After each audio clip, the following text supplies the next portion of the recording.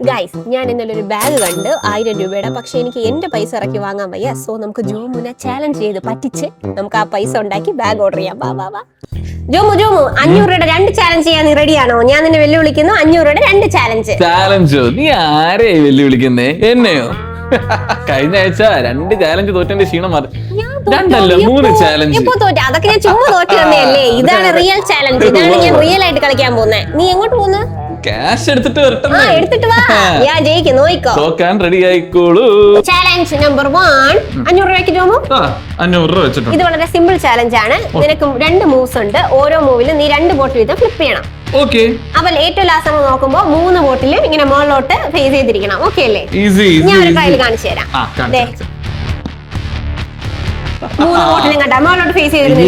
നീ കാണിച്ചു ഇനി നീ കാണിച്ചു. Okay, easy.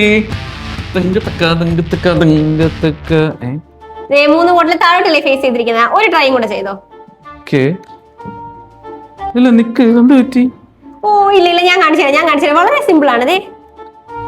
1 2 കഴിഞ്ഞു. 500 രൂപ എനിക്ക്. അപ്പൊ നമ്മൾ നെക്സ്റ്റ് ചാലഞ്ചോട്ട് പോവുകയാണ്. പോവാം. Next challenge number 2.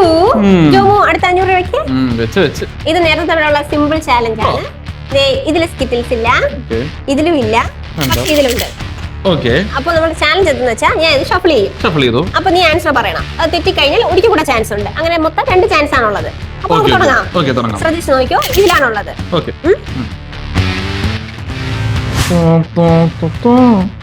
ഏതിലായിരിക്കും സ്കിറ്റിൽസ് ഉള്ളത്? ഇതെടുക്കാൻ പാടില്ല. അത് അടുത്ത ഷഫിൾ വയ്ക്കൂ. ഇതിലില്ല. മനസ്സിലായി. അപ്പൊ ഒന്നുകൂടെ ഷഫിൾ ചെയ്യുവാണ്.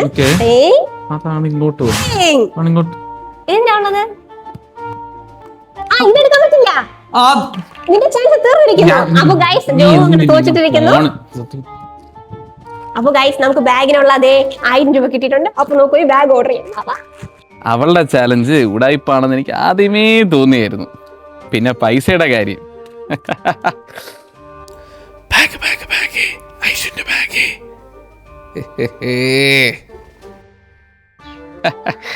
എനിക്ക് അവളെ അറിഞ്ഞൂടി.